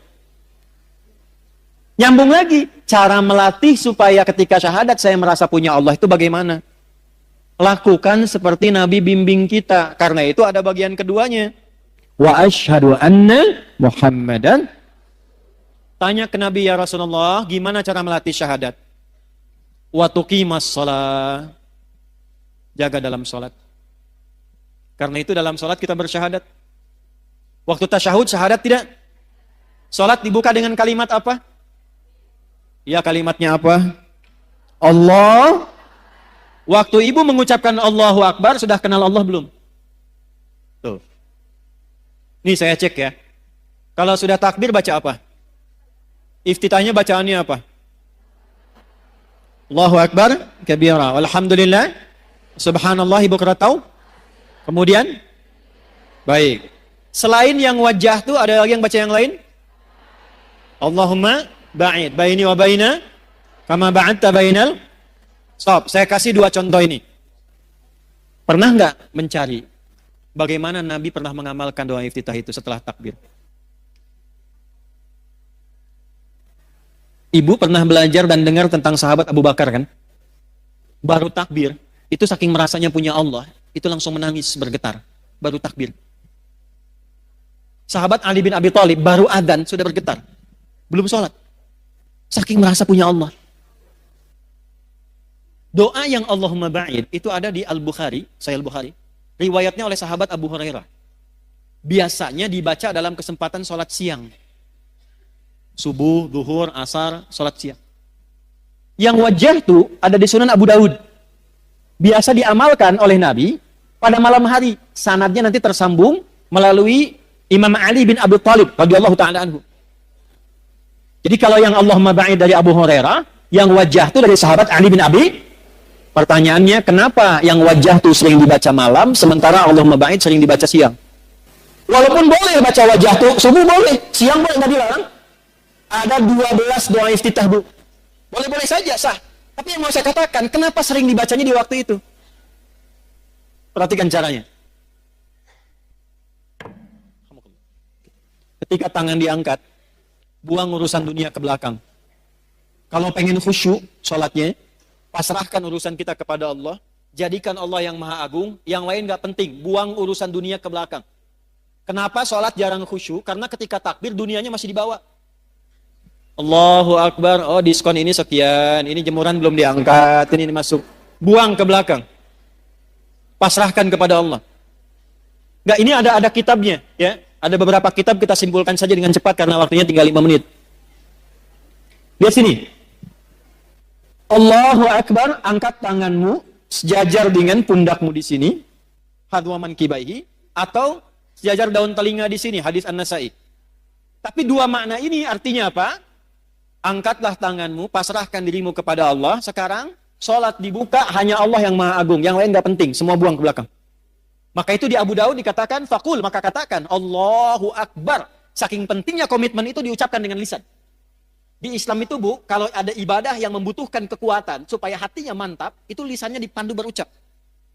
Haji, umrah, itu kenapa sampai lisan mengatakan labaik Allahumma hajjan, labaik Allahumma umrah? Karena ini ibadah penting, hatinya mesti mantap, dibantu oleh lisan, ucapkan, ucapkan.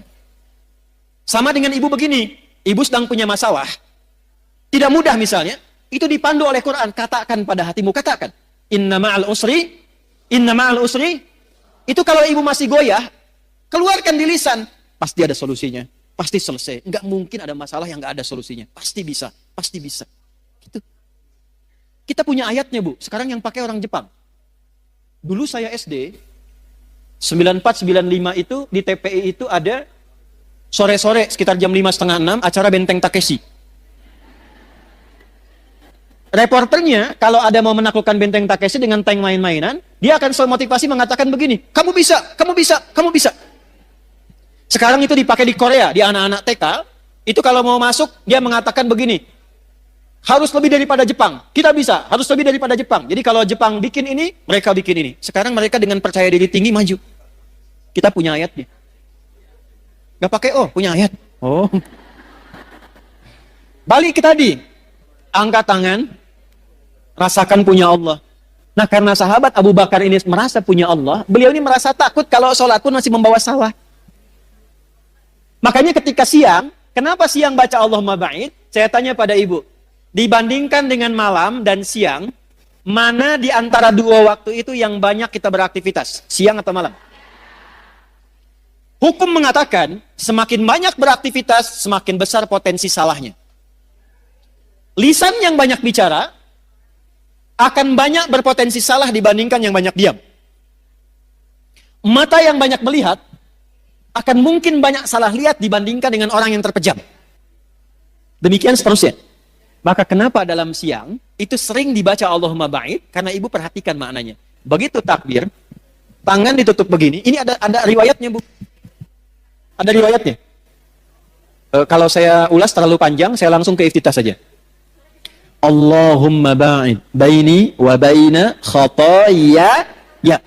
Ya kecil yang pendek itu penting sekali. Ya kecil yang pendek itu pengakuan.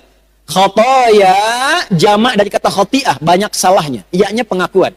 Terjemahnya begini. Ya Allah, aku merendahkan diriku di hadapanmu dalam sholat ini. Dan aku mengakui dalam sholat ini pun aku banyak membawa kesalahan dalam hidup. Tapi aku pun meyakini bahwa engkau memiliki rahmat yang tidak terbatas. Ba'id baini wa baina khatayaya kama ba'adta bainal masyriqi wal maghrib.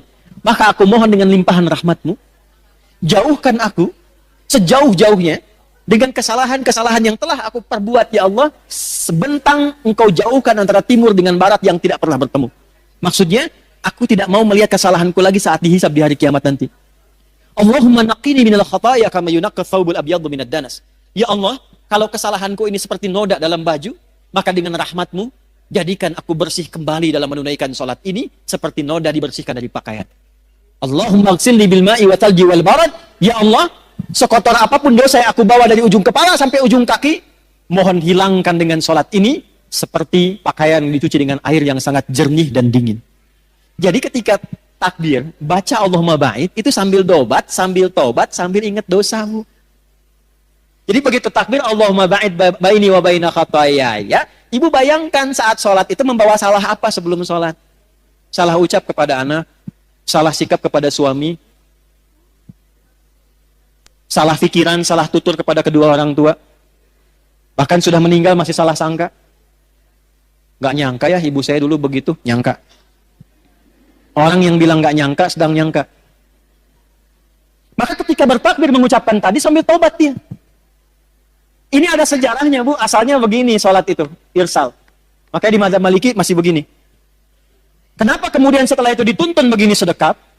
Karena ada orang datang ke Nabi sebelum waktu sholat, ngaku punya kesalahan. Ya Rasul, saya berbuat salah begini tadi. Saya nggak ingin dihukum di akhirat, pengen diselesaikan di dunia, hukum saya. Tibalah waktu sholat, kata Nabi, kita sholat dulu, nanti habis sholat kita selesaikan. Aukamakal. Begitu sholat, turunlah Quran surah 11, Hud ayat 114. Aqimis sholat tarafain nahar, wa zulatan minal lail, innal hasanati yudhibnas sayyi'at. Maka selesai salam, Nabi meninggalkan tempat sholat, dikejar oleh orang ini. Ya Rasul, tadi saya minta dihukum dulu, saya punya salah. Saya nggak mau dihukum di akhirat. Kata Nabi, aukamakala, Allah sudah menurunkan satu ayat yang menghapuskan kesalahanmu tadi. Aqimis sholata, tunaikan sholat dengan benar. Tarafain nahar, wa zulafam minal lail. Naharnya didahulukan di kedua sudut siang dan bagian waktu malam. Innal hasanati yudhibnas sayyi'at. Kalau engkau kerjakan sholat dengan baik, maka sholat itu akan membimbing engkau menghilangkan keburukan-keburukanmu. Yang sering banyak kesalahan terjadi, bukan karena faktor luar, tapi karena tak mampu mengendalikan nafsu yang ada dalam diri ini. Ini, di sini tempatnya. Ada orang lewat gak nyapa ibu. Terus ibu simpulkan, sombong ya dia? Iya ya. Padahal dulu saya yang bantu dia loh, katanya. Mungkin dia sedang buru-buru Bu. Mungkin sedang ingin ke dokter, mungkin sedang sakit gigi. Cuman karena salah kesimpulan di sini, akhirnya yang terjadi salah persepsi, salah sangka, terjadilah kemudian hal yang tidak diinginkan. Maka apa yang terjadi? Ini yang salah. Biasanya yang kurang-kurang baik digambarkan dengan yang kiri. Ini bukan ngarang-ngarang ya. Ini ada ilmunya, ada kitabnya. Nadharat fi ma'anis shalah, asrarus shalah. Di antara kitab-kitab yang menuliskan tentang makna dalam gerakan dan bacaan salat. Kenapa kiri didahulukan begini? Ingin menunjukkan pesan begini. Yang pertama, sumber keburukan manusia itu ada di sini. Kalau salah menjaga, seringkali berbuat salah digambarkan dengan yang kiri. Kalau engkau pernah berbuat salah, tutupi dengan kebaikan tangan kananmu dan jaga kehadiran hatimu ini supaya engkau jadi orang baik untuk selamanya. Makanya ketika ibu bertakbir dalam sholat, Allahu Akbar, tangan ini komitmen bahwa ibu akan berubah jadi orang baik. Karena merasa punya Allah. Itulah kalau malam, kenapa yang dibaca wajah tuh? Ya, bahkan ditambahkan dulu dengan doa pembuka. Allahu Akbar kabira itu, Bu, satu di antara 12 doa iftitah. Ditambahkan wajah itu gabungan dua doa. Yang satu menghadirkan Allah dulu supaya merasa punya Allah. Allahu Akbar kabira, alhamdulillahi katsira, wa subhanallahi bukratan wa asila. Tertanamlah rasa punya Allah dalam hati dengan kalimat itu. Baru dibaca. Wajjahtu wajhiya lilladzi fataras samawati wal ardh hanifan muslima wa ma ana minal musyrikin. Inna salati wa nusuki wa mahyaya wa mamati lillahi rabbil la syarika lah wa bidzalika umirtu wa ana awwalul muslimin. Perhatikan kalimatnya. Ya Allah, di keheningan malam ini aku pasrahkan diriku sepenuhnya padamu. Engkaulah Tuhanku. Kalau aku selama ini sholat, selama ini ibadah, aku selama ini hidup, perhatikan, atau engkau wafatkan aku di detik ini ya Allah, hamba pasrah. Lillahi rabbil alamin, hanya untukmu saja penguasa segala alam. Tapi bila engkau beri kesempatan aku hidup setelah sholat ini, aku ingin berjanji menjadi pribadi yang lebih baik dan tidak akan pernah musyrik selama hidup. Jadi wajah itu perjanjian kita kepada Allah dengan komitmen mengatakan, ya Allah, aku merasa punya Tuhan, engkaulah Tuhanku, karena aku bertuhan kepadamu, aku berjanji akan jadi orang baik dan menyiapkan bekal sebelum pulang kepadamu. Pernah nggak ada rasa itu sebelum kita sholat?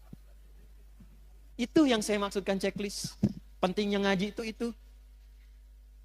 Jadi nggak usah bahas yang tinggi-tinggi yang nggak kita butuhkan dalam tanda petik. Ini aja dulu supaya selamat.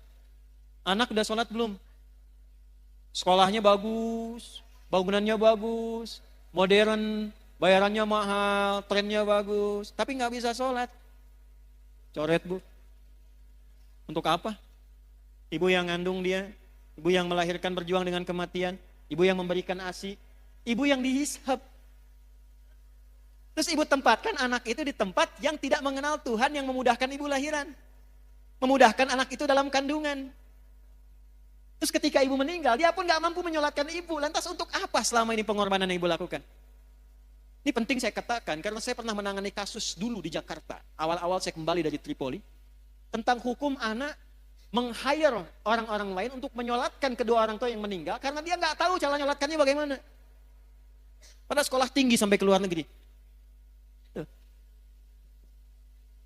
Checklist bu, latihan dari kecil anak-anak. Dari kecil, kenalkan Allah. Zakat, punya cita-cita ya bu ya. Yang penting ibu bisa zakat selama hidup. Nggak harus ibu pikirkan banyaknya. 1000 alhamdulillah, 100 alhamdulillah. Niatkan selama hidup bisa zakat. Usaha. Kalau cuman pengen kaya, yang belum punya iman pun sudah banyak bu yang kaya. Itu bukan persaingan. Beda cara berpikirnya, saya ini dagang supaya saya bisa zakat.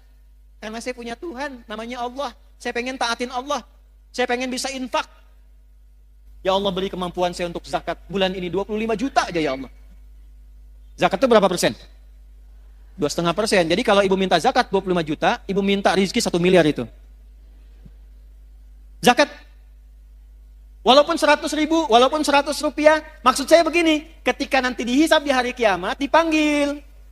Ibu Siti Aisyah. Syahadat, checklist. Salat, checklist. Zakat, checklist. Nggak akan dilihat bu. Malaikat itu nggak senang gosip. Nggak ada kata malaikat. Ibu Aisyah cuma 100 ya? Iya. Nggak ada. Yang ada itu cuma checklistnya. Zakat, checklist. Nggak akan dilihat berapa banyaknya. Kita pengen saat dipanggil dan disebutkan Iqra kitabak. Kafa binafsikal yauma 'alaika hasiba. Baca kitab hisabmu. Begitu dibaca, saya pernah zakat, alhamdulillah. Puasa aman, karena tanpa modal. Ya kan? Aman. Yang belum aman itu, masuk nggak ke waktu puasanya. Makanya banyak berdoa. Latihan, sekarang latihan puasa ya. Sehari, latihan dulu. Kamis puasa lagi, nanti berhenti dulu. Sya'ban banyakin puasa sunnah. Rajab itu sehari, 2 hari, 3 hari. Ya, nanti Sya'ban tambahin banyak, jangan kebalik. Rajabnya dibanyakin, Sya'ban berhenti. Walaupun tidak salah, tapi kalau konsep Nabi nggak begitu. Kalau Rajab itu misalnya Senin puasa, nanti Kamis puasa lagi. Pekan depannya puasa lagi sehari. Kalau Sya'ban dibanyakin. Senin puasa, Selasa enggak, Rabu puasa, Kamis enggak, gitu kan? Nah, Jumat enggak lagi misal gitu kan? Ya. Nanti Ramadan full. Checklist. Haji. Jangan salah baca. Manis tata'a ilaihi. Perhatikan cara menerjemahkannya. Bagi siapa yang ingin mampu berhaji. Terjemahan pertama, yang mampu haji. Terjemahan kedua, yang berusaha mampu haji. Beda atau enggak? Kita hanya dituntut berusaha mampu haji. Maka dari sekarang nabung. Walaupun sebulan 100 rupiah, enggak apa-apa 100 rupiah. Niatnya dituliskan. Dia tidak berhaji selama hidupnya, meninggal dunia sebelum haji. Tapi tabungannya tercatat niat hajinya. Maka ketika dihisab, fulana, dibuka kitabnya. Masya Allah. Usahanya untuk berhaji, niatnya haji mengantarkan dia pada anugerah mabrur di sisi Allah. Sekalipun dia belum berhaji. Niatnya. Jelas? Ini 5 ini bu. Checklist ini aja. Cuman mohon maaf, nanti Sab Muslimah juga saya kasih arahan ya. Ibu dari pengajian-pengajian, yang 5 ini dalami, perdalam dengan topik pengajian. Jadi kalau pengajian, bikin kurikulum. Supaya terarah ngajinya. Saya kan sering bilang pada ibu begini, ibu perempuan, lahir perempuan, tumbuh perempuan, sekarang pun masih perempuan, meninggal sebagai perempuan. Pernah nggak mengeluarkan ayat-ayat tentang perempuan dalam Al-Quran? Sebagai anak perempuan bagaimana? Sebagai istri perempuan tugasnya apa? Sebagai ibu bagaimana? Kalau jadi nenek seperti apa? Sampai meninggal, pernah nggak dikeluarkan? sampai persiapan meninggalnya. Itu aja dulu. Nanti yang pokok dalami, sholat yang khusyuk bagaimana, jaga syahadat bagaimana, cara supaya kerjanya berkah, dapat harta, bisa dipakai zakat bagaimana. Ya, sebentar. Waktu habis katanya. Ya, kemudian puasa dan cita-citakan haji. Jelas? Saya mau kasih amalan, mau? Insya Allah kalau ini diamalkan, yang 5 ini akan mudah. Amalnya sederhana. Usahakan tiap hari baca Al-Quran. Saya ulangi ya. Usahakan tiap hari baca Al-Quran. Walaupun 1 ayat. Tapi jangan yang 1 ayat 1 huruf. Nun, lumayan. Usahakan ya. Yuk saya ajarkan doa. Ibu boleh rekam, atau yang nggak sempat rekam, ini kan nanti direkam. Sekarang live nggak? Live ya. Nah, nanti bisa potong dari sini doanya. Boleh diikuti juga. Allahumma ja'alni. Ulangi. Allahumma ja'alni ahlal Qur'anil Karim waj'alil Qur'ana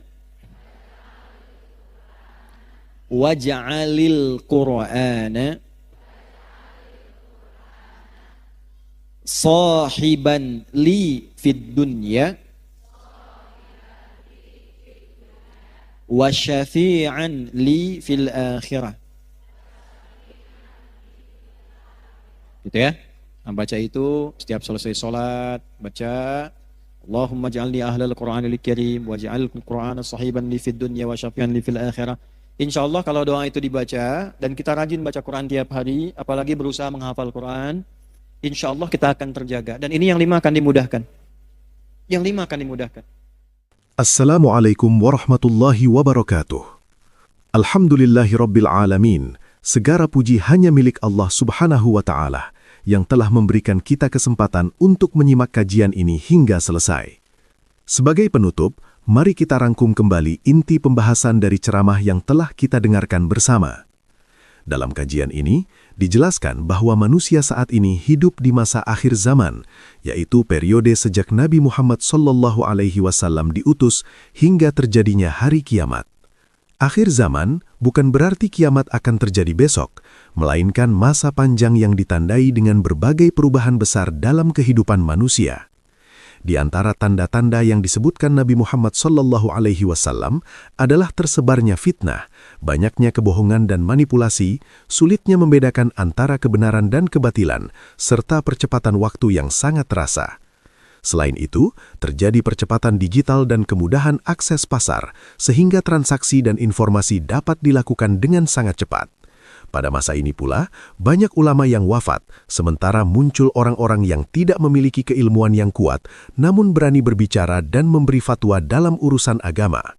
Melihat kondisi tersebut, muncul pertanyaan penting, yaitu bagaimana cara agar seorang muslim dapat menjalani kehidupan dengan selamat di dunia, apapun perannya dan pekerjaannya, serta kembali kepada Allah Subhanahu wa Ta'ala dalam keadaan baik dan bahagia?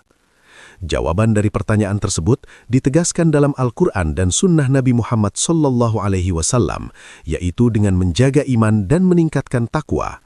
Takwa dijelaskan sebagai kunci keselamatan dunia dan akhirat. Takwa bukan hanya ucapan, tetapi sikap hidup yang diwujudkan dengan ketaatan kepada Allah dan menjauhi larangannya. Dalam Al-Quran, Allah sering memulai perintah dengan panggilan, "Wahai orang-orang yang beriman." Panggilan ini menunjukkan bahwa Allah mengakui keimanan hambanya tanpa melihat status sosial, harta, jabatan, atau latar belakang. Ayat-ayat yang diawali dengan panggilan iman menjadi ukuran untuk menilai kualitas iman seseorang. Apakah imannya kuat, sedang, atau lemah, tergantung pada sejauh mana perintah setelahnya diamalkan. Salah satu indikator utama iman adalah sholat. Orang yang imannya kuat akan menjaga sholatnya, mengetahui waktunya, dan mempersiapkannya dengan baik. Salat bukan sekadar kewajiban, tetapi sarana membangun kedekatan dengan Allah Subhanahu wa Ta'ala. Semakin kuat iman seseorang, semakin ringan pula beban hidup yang ia rasakan. Kajian ini juga menegaskan bahwa kebahagiaan sejati tidak ditentukan oleh harta, kedudukan, atau popularitas. Banyak orang memiliki kelimpahan materi namun hidupnya gelisah. Sebaliknya, ketenangan dan kebahagiaan lahir dari takwa.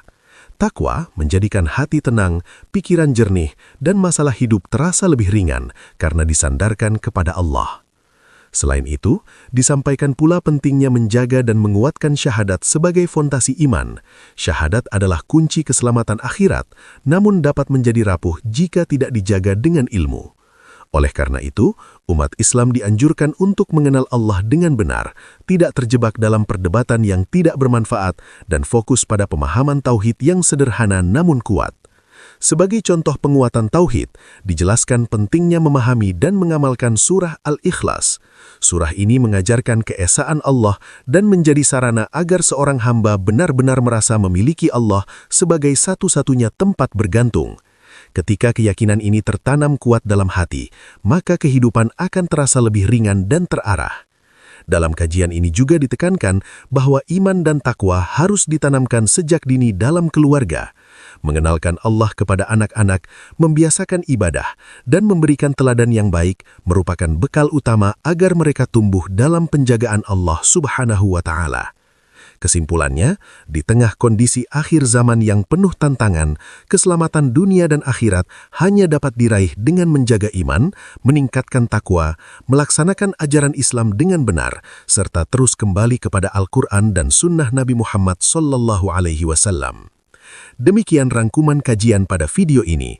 Jika video ini bermanfaat, silahkan klik like, bagikan kepada keluarga dan sahabat, serta subscribe channel ini agar tidak ketinggalan kajian-kajian bermanfaat lainnya.